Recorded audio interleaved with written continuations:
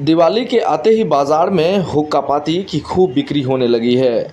सनातन धर्म के लोग दिवाली के रात हुक्का पाती जलाकर लक्ष्मी घर और दरिद्र बाहर के जयकारे लगाते हैं। लेकिन क्या आपको पता है हुक्का पाती खेलने के लिए हुक्का पाती में कितने स्टिक यानी काठी होने चाहिए? क्या कुछ कहते हैं जानकार, आइए हम पूरी खबर आपको सुनाते हैं। बाबा, हुक्का पाती खेलने का क्या समय होता है और कितने काठी होने चाहिए हुक्का पाती में? पंडित मनोत्पल झा का हर हर महादेव। जहाँ तक है कि हुक्का पाती कब खेला जाता है, हुक्का पाती जो है यह सनातन समय से ही दीपावली के दिन खेलने का विधान चली आ रही है और दीपावली 31 अक्टूबर 2024 को मनाया जा रहा है। ये हुक्का पाती खेलने का जो विधान है यह लक्ष्मी पूजा करने के बाद ये शुरू होती है।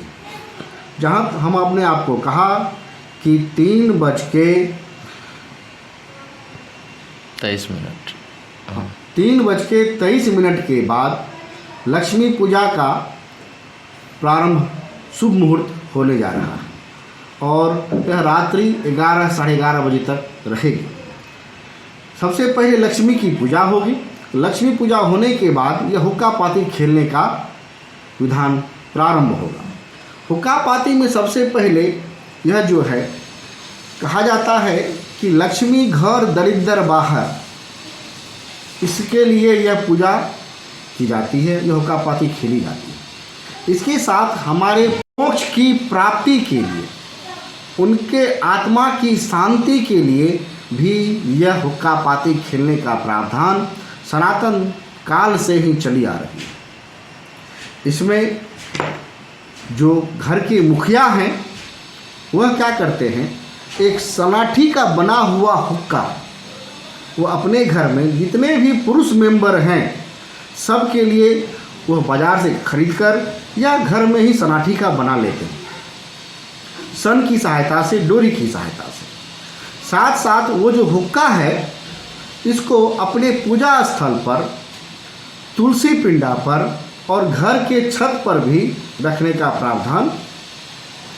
लक्ष्मी पूजा के बाद हुक्का पाती खेलने का जो विधान इसलिए दिया गया है, इस पूजा काल में घी का दिया माता के पास जलाया जाता है और घर के जो मुखिया हैं उसी दिया से जो घी का से जल रही है उसी में उस हुक्का को जलाते हैं। जलाने के बाद उस हुक्का को घर के चारों कोनों में दिखाते हैं।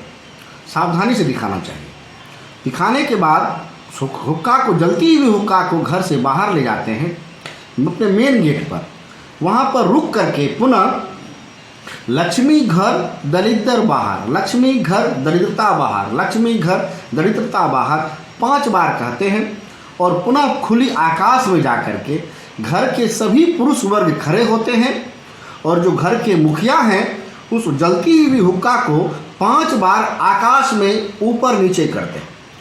वह अपने हम पितर को दिखलाते हैं कि जो हमारे पितर हैं वो देखिए कि मैं आपकी शांति के लिए, सभी पुरुष वर्ग आपकी मोक्ष की प्राप्ति के लिए सभी परिवार मिल करके हम ऊपर वाले से प्रार्थना करते हैं कि आपको शांति मिले, आपको मोक्ष की प्राप्ति हो। इसके बाद हम लोग हुक्का जो खेलने का जो विधान है वो हम लोग प्रारंभ करते हैं। इस हुक्का में कम से कम 7 जो सनाठी है वह लेने का विधान है। 7 से ज़्यादा आप लीजिएगा तो अति उत्तम, मगर कम से कम 7 अवश्य लेनी चाहिए। 7 के बाद आप 9 ले सकते हैं, 10 या 11 या 12 तक लोग लेकर के हुक्का पाती बनाते हैं। इसमें यह कोई फिक्स नहीं है कि आप 12 से ज़्यादा नहीं ले सकते, अवश्य ले सकते हैं, पर 8-9 लें। पता कि 8 कटिया नहीं होना चाहिए। तो 7 से ज़्यादा, क्योंकि जब हुक्का पाती हम लोग खेल लेते हैं, जलती हुई हुक्का में से हम लोग 7 सनाठी को चुनते हैं। कैसे? तो एक सनाठी एक फल का नाम लेते हैं, इसी प्रकार 7 फल का नाम लेकर के 7 सनाठी चुन करके हम लोग 100 परिवार जितने भी पुरुष वर्ग हैं वो पूजा स्थल पर ला करके उस सनाठी को रख देते हैं। यही सनाठी जब सुबह में जो सूप बजाने की परंपरा चली आ रही है, उसी जल सोनाठी से हम लोग सुबह में सूप बजाते हैं और फिर उस टाइम में कहते हैं लक्ष्मी घर दरिद्र बाहा, लक्ष्मी घर दरिद्र बाहा। इसीलिए हुक्का पाती खेलने की जो ये प्रथा है शुरू से चली आ रही है, सनातन काल से चली आ रही है। इसका एक साइंटिफिक कारण भी है हुक्का पाती खेलने का। इस दिन देखा जाता है कि हुक्का पाती खेलने के बाद जितने भी हमारे आसपास जो हैं कीट पतंग, हानिकारक कीट पतंग, जो क्या कहते हैं बैक्टीरिया है, जो हानिकारक जो कीड़े मकोड़े हैं, सभी जो है इस दिन सुबह होते होते मर जाता है। इससे हमारा वातावरण पुनः सुरक्षित हो जाता है। इसलिए कहा जाता है कि दीपावली के दिन हुक्का पाती खेलना एक सर्वोत्तम वैज्ञानिक रूप से भी यह उपयुक्त है। इसे इस दिन सभी लोगों को, सभी सनातनी को ये हुक्का पाती खेलना चाहिए। इस दिन हम लोग अपने घर पर एक कैंडल भी लगाते हैं।